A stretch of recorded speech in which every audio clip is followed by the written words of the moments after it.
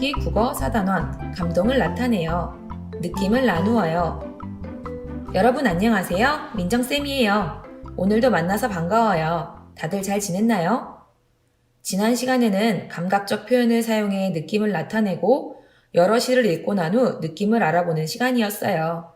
불덩이처럼 뜨거워졌다가 오들오들 추워졌다가 거북이도 들어오고 잠꾸러기도 들어와서 온몸이 무거워졌던 감기라는 시 기억나지요?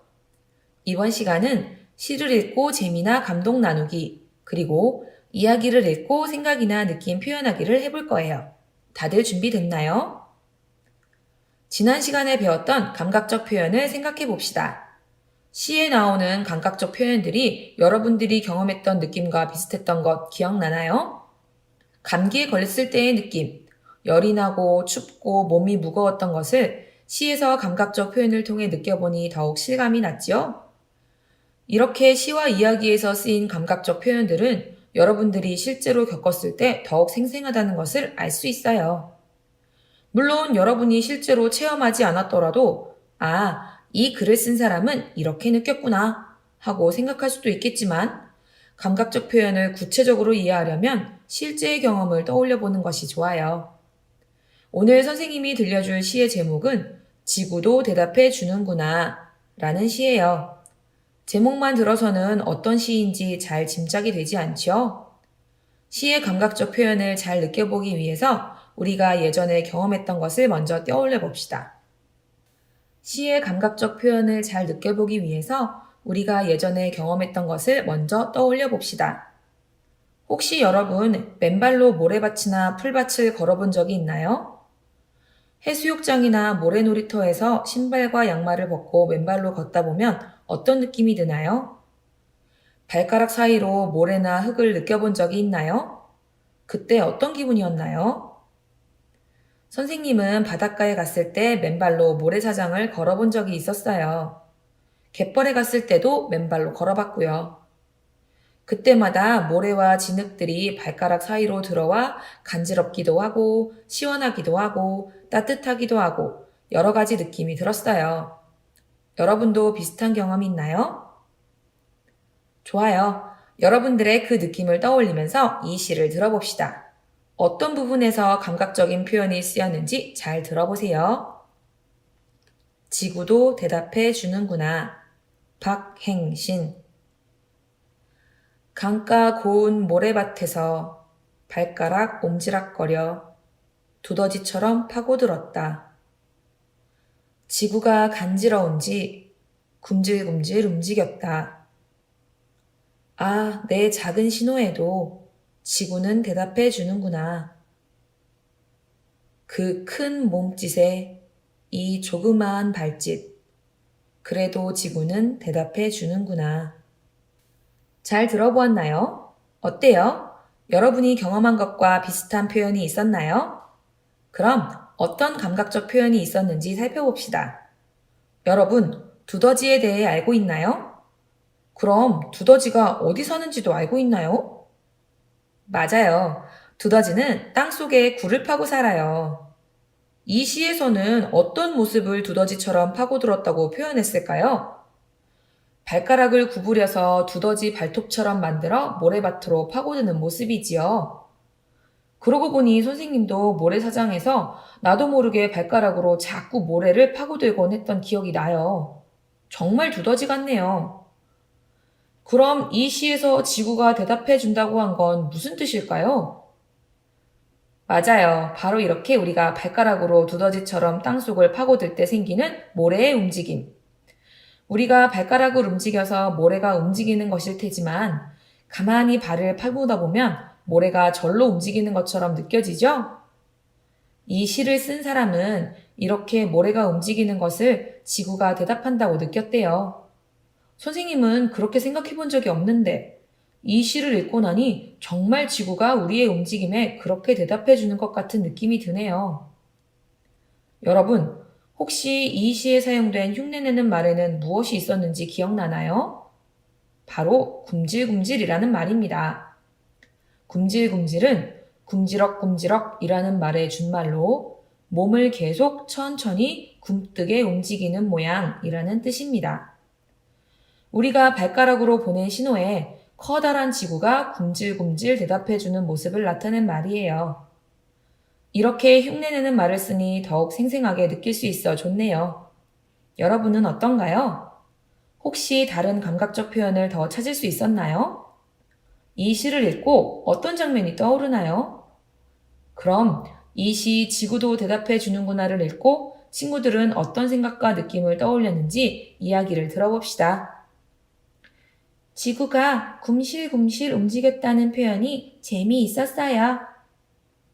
모래의 움직임을 지구의 대답이라고 생각한 점이 재미있었어요. 우리가 하는 작은 행동에도 자연이 대답해준다는 생각이 들었어요. 모두 잘 이야기해 주었어요. 여러분, 혹시 이 시에서처럼 지구가 살아있다고 생각했던 경험이 있나요?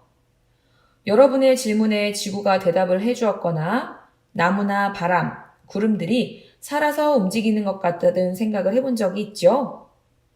선생님은 너무 더운 여름날 땀을 뻘뻘 흘리며 걸어가고 있을 때 어디선가 한 줄기 바람이 불어오면 너무 반갑고 고마워서 지구와 자연이 나를 지켜보고 있다가 내가 이렇게 더우니까 바람을 보내주는구나 하는 생각을 한 적이 있어요. 비슷한 생각을 한 친구의 이야기를 들어볼까요? 저는 추석날 밤에 할머니 댁에서 들은 풀벌레 소리가 생각났어요. 마치 지구가 숨쉬는 소리인 것 같았어요. 살아있는 지구를 아끼고 사랑해야겠다는 생각이 들었어요. 잘 들어보았나요? 여러분도 비슷한 경험이 있죠? 이렇게 시를 읽고 나의 경험을 떠올려 보고 시에 나타난 감각적인 표현을 생각하며 읽으니 시가 더욱 재밌는 것 같아요. 정말 잘해주었어요. 이번에는 이야기를 읽어봅시다. 이 이야기의 제목은 진짜 투명인간이에요. 등장인물은 에밀, 블링크 아저씨, 에밀의 엄마 세 사람입니다. 에밀의 엄마는 피아노 선생님이고 에밀이 피아노를 잘 쳤으면 하는 바람에서 열심히 연습을 시킵니다. 그런데 에밀은 피아노를 잘 치지 못해요. 그래서 투명인간이 되었으면 하고 생각합니다. 어느 날 에밀은 엄마에게 피아노 음이 맞지 않아서 피아노를 못 치는 거라고 핑계를 댑니다. 그 후 검은 안경을 쓴 조율사가 피아노를 조율해 주었어요. 그 사람은 시각장애인인 블링크 아저씨였어요.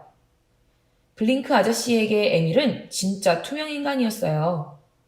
블링크 아저씨는 아무것도 볼 수 없었거든요. 그래서 에밀은 블링크 아저씨에게 색깔을 가르쳐 주기로 결심했습니다.